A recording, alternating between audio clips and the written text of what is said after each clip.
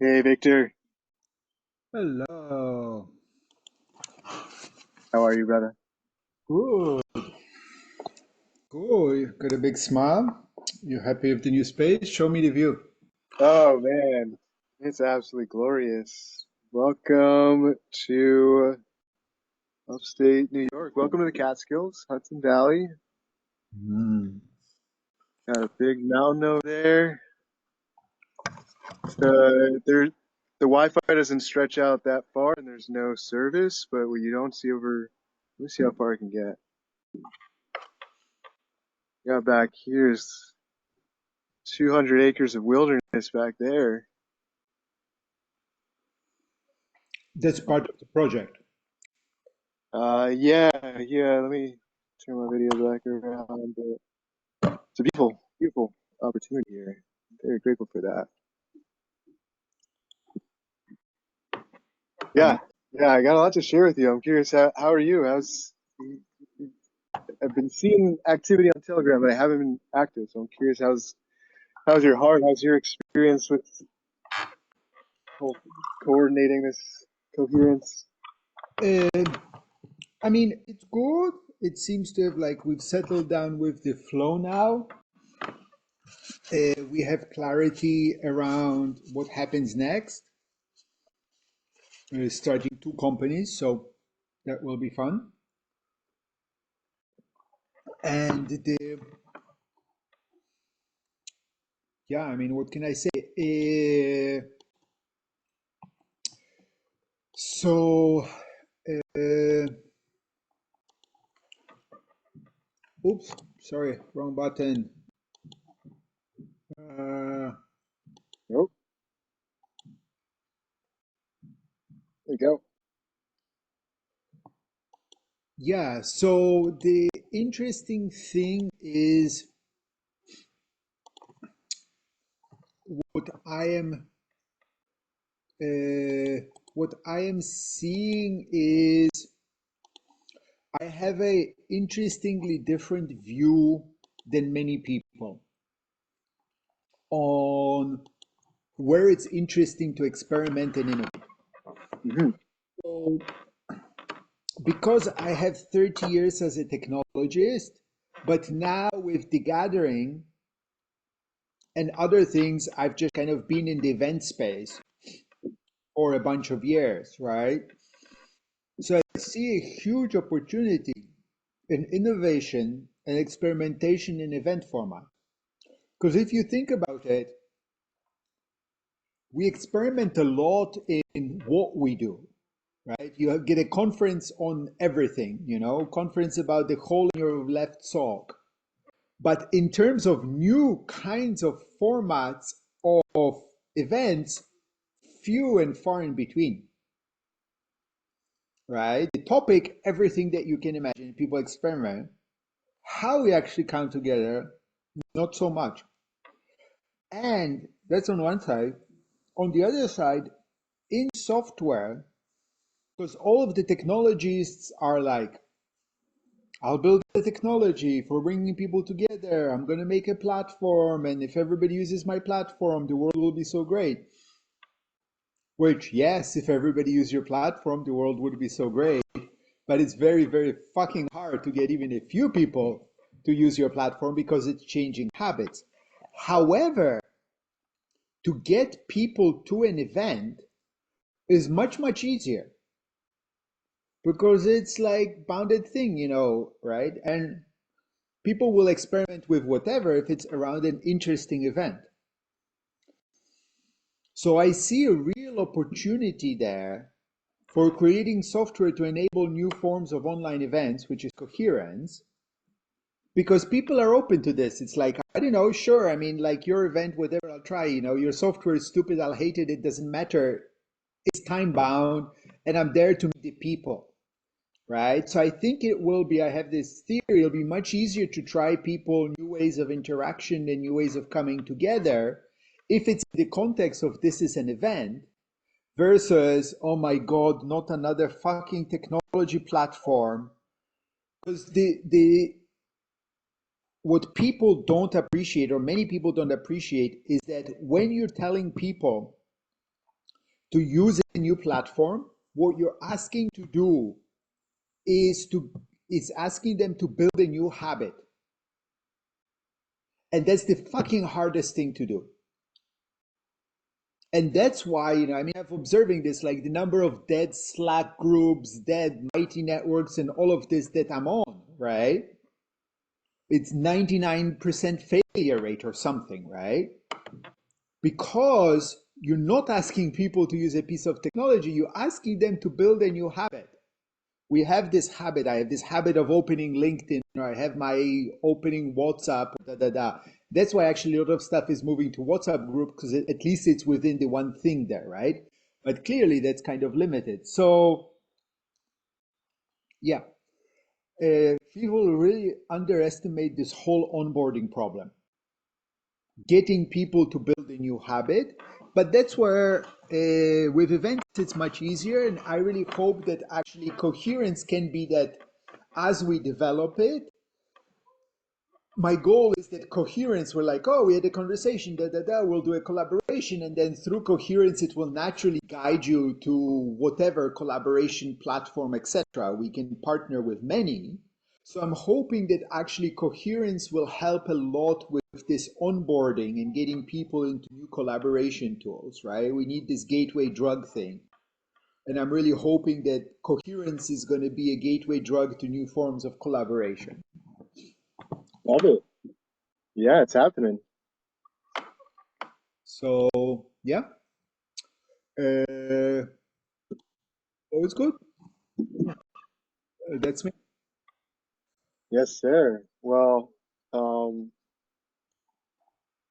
yeah, you're sharing this at the right time. Khalil is just stepping out, and Khalil is the CTO of Terralux.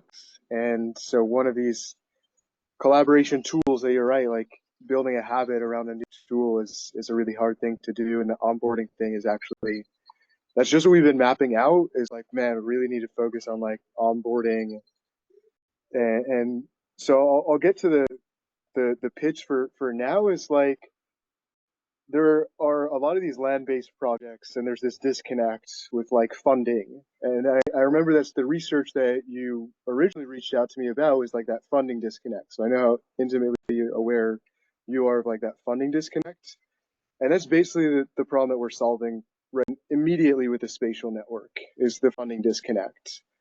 And there's an agency behind the spatial network, Terralux, and there's a bigger picture. There are properties around the world that are part of this Terralux portfolio, and it's really about like coming together and like, I mean, using our whole intelligence to build a new Earth. But in conventional terms, we're talking about like applying real estate, wellness, and technology kind of into a portfolio of both land-based projects and software tools. Um, and so, yeah, the founder of Terralux, his name is Mayan. He's based here in New York, and um, he's got a kind of kitchen construction cabinet business that's made the kind of back end of this functional so we can fund development. And he's also bought these properties. So there are there are a few different properties, and some have, you know, a retreat center in the Dominican as an example, planted a few thousand fruit trees. And so there's really like practical things that are happening inside of Terralux. Um, and I guess something that I'm inspired by after a few years of living in Central America, and like really like part of why I came here was to visit the family, but part of like what I experienced in going to Necker along the way, and the kind of coming here with a new mindset is like wanting to raise the standards. I think there's a reason why there's a funding disconnect with a lot of these regenerative projects is that they're not presenting themselves in a way that is coherent. There's not like a business plan. You know, like so, There is that. and, and, There is. and it needs to be better. Like the option of like moving to a land-based project just needs to be better. Like people have Amazon and convenience, and so this idea of like building like luxury brand into like it's cool and sexy to go and like live on a farm, and getting the right technology funded is going to require business savvy. So that's kind of what Terralux as an agency offers, and we're building this platform that like this is what we're focusing on now is kind of phase one. They've been I'm stepping in like I've been involved in this for maybe 2 weeks, and I'm really just getting started now. But for a few years, they've been developing this platform that is very powerful in and of itself, but we're kind of limiting an initial use case just to crowdfunding, and how crowdfunding and like the bigger picture is about like it's called the spatial network, is about the data inside of the map and like embedding like virtual tours and 3D environments and building this spatial network of regenerative enterprises and giving them the best tools. We're building AI agents and a kind of team that you can hire to build a regenerative enterprise in the most productive and optimal way. So kind of bring these worlds together of like practical business savvy and entrepreneurship and also regenerative uh, yeah, real estate development and What? Your sound came off, went off. 1 2 1 2, or is it my end? No. Hello. hello, Oh, now I can hear you. cool. So yeah, maybe it was a good opportunity to pause. It's kind of the download of joining the spatial network. I think you've seen the different projects I've worked on and how this kind of brings it all together. And now having like the team and having a really powerful ecosystem that's been developing this. So I think it blends really well also with the timing of when you're uh, planning this MVP of Coherence. And I would love to get involved as a project. And I can see also like how I can interview Khalil as an example of like uh, an immediate content I would love to contribute and just kind of there's a bigger vision here. I think like mine and Khalil would be really good people to like interview as part of this first wave of Coherence, um, and there's some really powerful partners that are part of this ecosystem that I would love to also like introduce to Coherence and invite more people. I love what you're creating, so I'm Cool. fully committed here, brother, and to the best of my Nice. ability So to be a good project in the ecosystem. nice. So hopefully you can have now, and I would ask you, we will do this after. I guess since we're going through this now, I will, and Fathom is recording, I'll consider this your project onboarding conversation. Cool. So we will post this. Uh, I think, yeah, and I look forward to learn more. I've been in this 10 years in this space. Bringing funding to regenerative real estate is a big challenge. A thing that I've realized, yes, we need better decks, we need better business models and all of this, but we also need the bigger narrative with the investors. Because what I realized, sorry, just a second. Ah, what I realized is, I'm coming from software and I was like, oh, real estate, we build millions of houses every year. Houses is houses. Look, real estate investor, here we're building houses. And they're looking at me because real estate, they have boxes, right? Housing is a subdivision outside of a city, or are you there? You froze. Or Yeah, I'm something, here. right? And it was effectively like I was trying to sell zebras to a cow herder. And I was like, look, 4 legs, eats grass, mammal, same, same. And they were like, I'm a cow herder. Are you on drugs? Like, that's a zebra, right?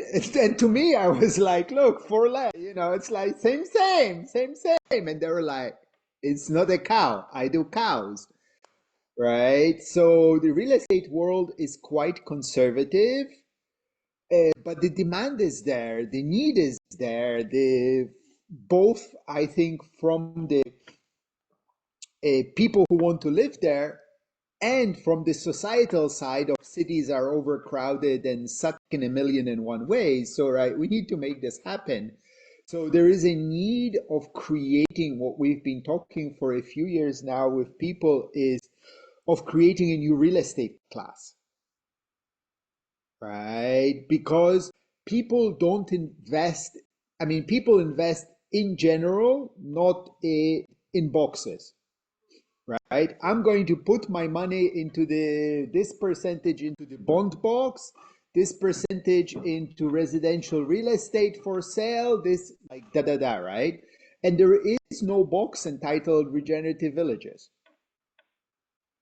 So then, you're totally reliant on personality and creating a relationship with somebody and then them liking you enough or whatever to like, this doesn't fit into any box. I don't know what it is, but like, okay, right? Or you get somebody that's building a zoo and they're like, oh, I don't have a zebra yet. I'll throw in a zebra. Why not? But there's not many people vis-a-vis just general investors. Most people are a cow herder, a shepherd, or whatever. Very few people are like in the zoo building business. So, but it's slowly coming. It's slowly, I think, but yeah, this is the way I think to think about it is to create the bigger narrative. And this means, yes, help projects, but also share examples of best practices. One of the ones that I find most inspiring, just on paper, I haven't been there, but Serenbe, Serenbe in the US. No. I'll send you a link. It's a very cool project. They're super successful, quite commercial, but they're doing it. But it's nice houses for rich people, and so it's a great example to show people as this is possible and it's possible to make money that way. Yeah. So since this is your onboarding conversation, so which project is it that you're representing now? What's the name? The Spatial Network. The Spatial Network. Cool. Yes. So you described the project a bit, but can you tell me how it connects with the themes of wise AI and conscious collaboration? Oh yeah. Oh man. Oh, I'm so excited to interview Khalil and talk about that. Well, I've been jamming with Khalil, who's the CTO of Terralux, for the last few weeks, and the thing that I find really inspiring is that we're both really passionate about permaculture, um, and seeing ways that, um, yeah, these different agents. I mean, agents are basically like the core of an agent is a purpose, and so like how agents can be developed with purposes that are in alignment with uh, applying permaculture design to build uh, a village. I mean, it's a very complex thing, building a village, and um, especially what you're suggesting, like creating a new asset class with real estate. I mean, they're all very complex things. So we're living in this moment when it's becoming easier and easier for anyone to create their own agents. And so what the team has started to kind of prototype is a marketplace for agents that are like regenerative enterprise agents. And so they're all embedded with different purposes. As you're building a regenerative enterprise, you might need help with finding or writing grants or developing a business plan or a pitch deck. And these are all like really highly refined specifically for regenerative enterprises. So like, yeah, cool. You'll have a grant writing assistant, but it's only going to work if you're building a regenerative enter. It's like they're all like designed with these like very specialized purposes for regenerative enterprise creators. So it's kind of creating this whole new like AI operating system for regenerative enterprises. Like give regenerative enterprises the best tools. Um, And the cool thing of like why crowdfunding and making it can be really difficult uh, to raise investment for regenerative enterprises because it's also like complex. It's like you're talking about a vast amount of space, like 200 acres. Like, what's the vision? It depends on like the past, present, and the future. Like, what I'm finding really beautiful about like this application of the spatial network, it supports land-based projects, and the, where we're building it is a project called EcoTerra.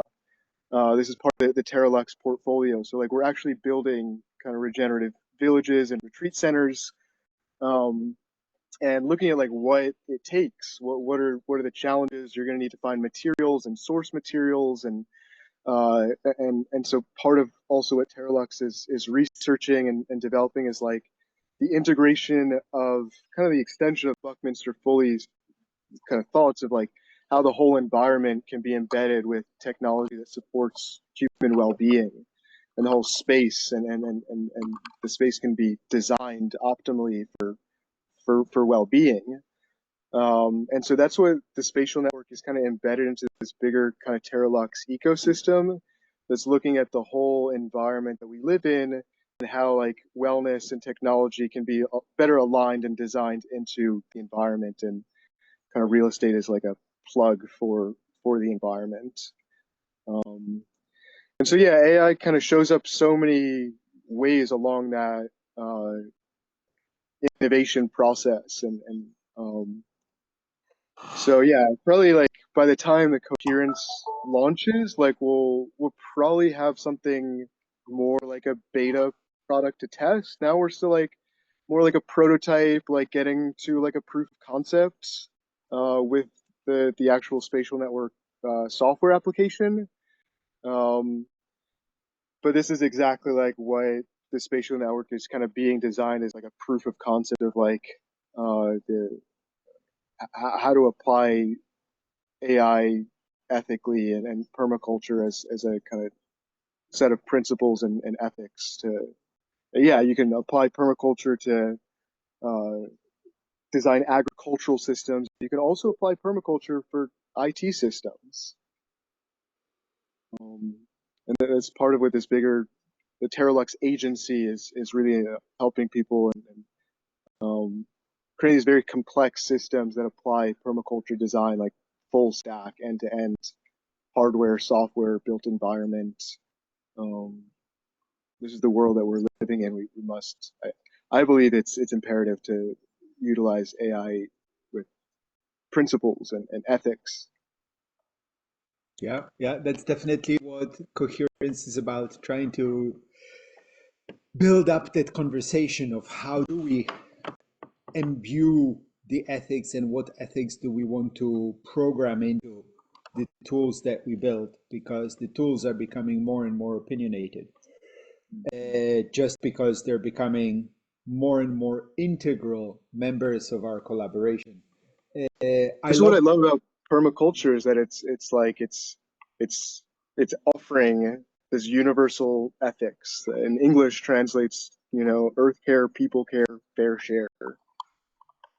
Say it in various words, but I guess most people who speak English can kind of comprehend and have coherence of like, right, earth care. Like that is something that must be embedded into any system, caring for the earth. People care. Okay, the system must also care for people, and fair share. These three coming together into one set of universal ethics. I've never offered this to anyone and had someone object and be like, no, that's not ethical. But it's an invitation, Like, Yeah. can we communicate what when we say ethics, what do we mean?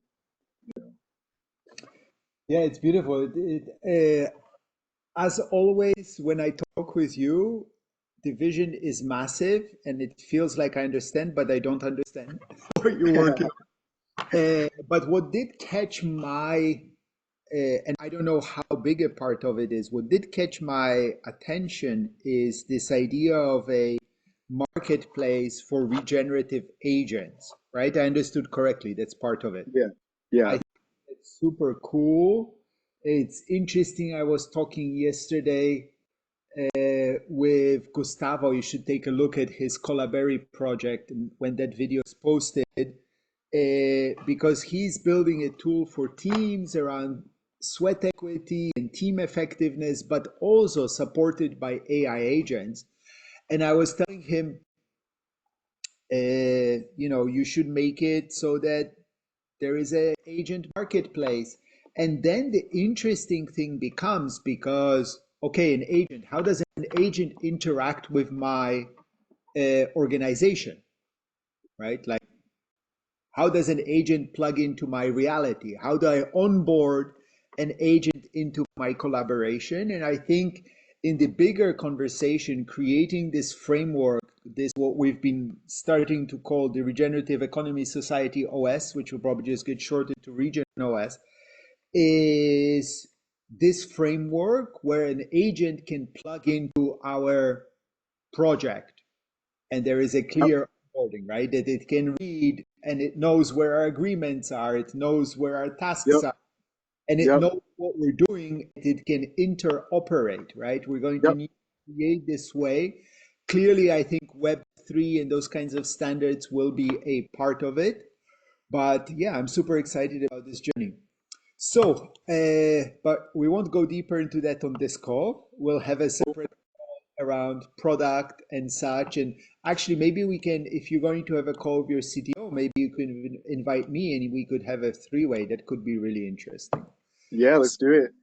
So, continuing these interview questions, how do you understand coherence, and what, if any, questions do you have? Oh, well. Um, Before I answer, I'll give thanks for creating Coherence, um, co-creating Coherence.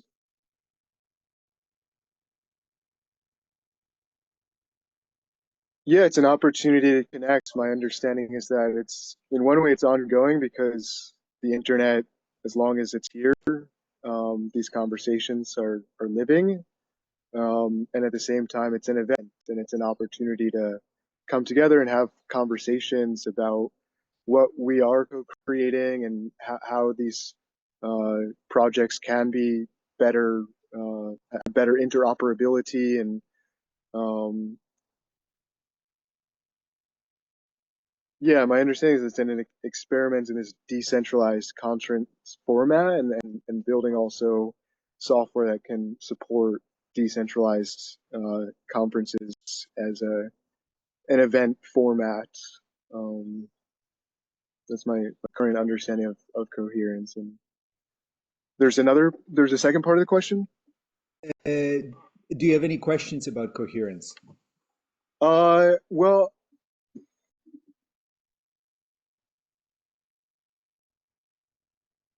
the question about like the in-person events because I love the mixing of the pot and the having the conversations because people have different home bases, so it's good to have um, So, the distributed format. And I guess I'm curious on your vision for like in-person interactions and if you have a kind of I know you've got the gathering and if you've got a schedule at like events that you really want to like see people coming together that are part of this first coherence. So, right, I mean, you're invited to the gathering in Czechia in end of August, in Mexico in November. But coherence itself, I see as an online format which can be used by physical gathering organizers to help them generate engagement before or after an event. So it's intended as supporting and as a tool that anybody organizing a physical conference or even retreat or anything like that, bringing people together, right? Because I really see there is a gap, right? We don't have good formats or ideas of how do we generate engagement and bring people together online to build energy for coming together in person, right? Like people will do a webinar and like bunch of people get together, have a breakout room, which is nice, but it's like clearly everybody senses we could be doing better.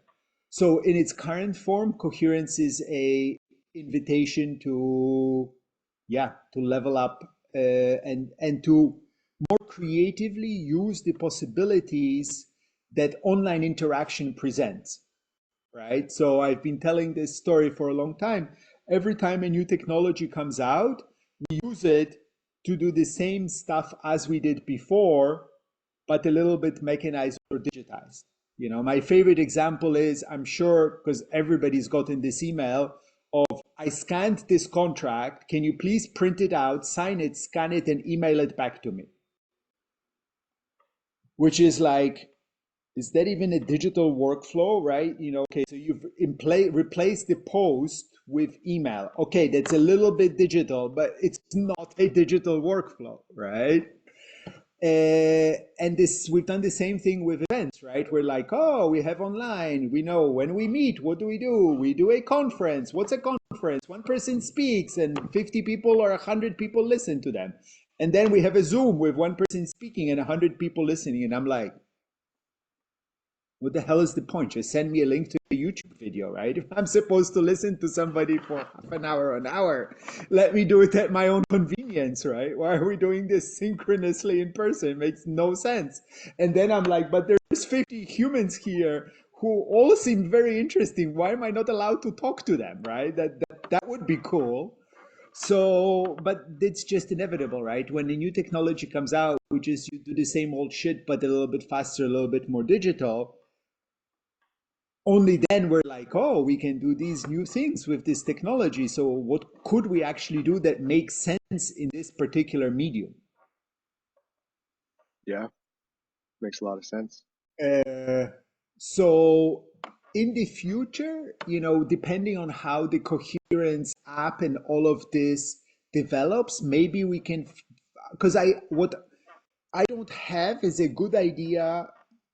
I have like some very vague ideas of how can we bring AI into collaboration in physical events.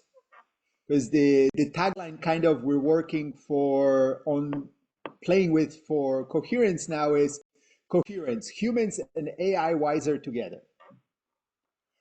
So how would we bring AI in a natural, kind of non-weird, non-intrusive, but still sensible way into our physical gatherings? And if we figure something around that, then maybe Coherence app could support that collective intelligence coming out of in person as well. But right now, other than a vague idea and maybe something to do in the future, we don't have plans for it.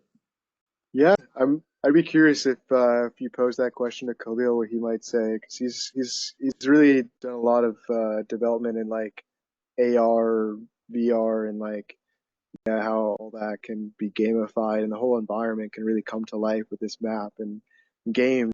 Yeah, building games into the environment could Yeah, be around. cool. I'd love to hear about his. At the same time, you know, I was thinking the completely opposite direction. Like, for example, just having a microphone built into the talking stick, right? Because I'm sitting around the campfire with you in a fully analog way, right? And the AI to be there in a non-intrusive way, right? I don't want my physical in-person experience of sitting with you around the campfire fucked up by a smartphone or a piece of technology, Hmm. right? Because I dragged my ass to the wilderness to be with you in the front of a campfire, not to have a smartphone there. Hmm. So that's what I'm searching for, and I think Cool. we can develop ways, right, to make Love it. and AI wiser together in analog form as well. Amazing. Well, I hope one day soon you can come and check out EcoTerra here and we can prototype. This is the purpose of this incubator as well. It's meant to be a regenerative incubator. So we got all kinds of different things that we can prototype with 3D printer and uh, I'm getting more and more excited to jam with you and Khalil and just talk about some of these ideas a bit deeper. So Amazing. thank you for yeah, creating this space and for the Beautiful. gathering, for coherence, for everything that you're creating in your life. So let me ask the last question. So what kind of projects would you like to have collaborative conversations with in Coherence, in this Coherence? Um, I guess I'm in this particular moment very curious about people who are also on the ground building land-based projects. Um, like people who are creating kind of ecotourism businesses and seeing this way of kind of like next leveling and kind of going from that shift. I've kind of seen this pattern where like there's been this shift in after COVID, or like more people are moving out of cities and moving into rural areas, and like people started like ecotourism businesses that are now kind of like turning into like little villages. And I've kind of seen this pattern more and more of like the ecotourism business kind of like going through this like metamorphosis into a village. And these are the people that I'm really curious about, people that already have that like infrastructure, like that prototype of like, cool, we've got capacity for people to live, we've got a farm, The there's theme, way more demand now that people have to live here. Like, how can I'm, we actually go I'm through going to that shift? interrupt you because the theme of this coherence is wise AI and conscious collaboration. So it's this coherence is not about land projects. Well, Uh, the land projects are using like AI is going to be integrated into every vertical. So I think that the AI and at least my perception of the way I'm answering the way I am is because I see that like the AI systems having being designed with awareness of the physical environment. The spatial network is all about this of like the physical environment that we must map and have like better data. I think that's part of it about like the like land and land-based projects are like ways of gathering data and sensors to gather data. Um, I think that's why I'm in land-based projects and seeing how regenerative land-based projects are integrating AI to be better stewards of the land. cool. Beautiful. I think there is a few in that direction. Cool. All right.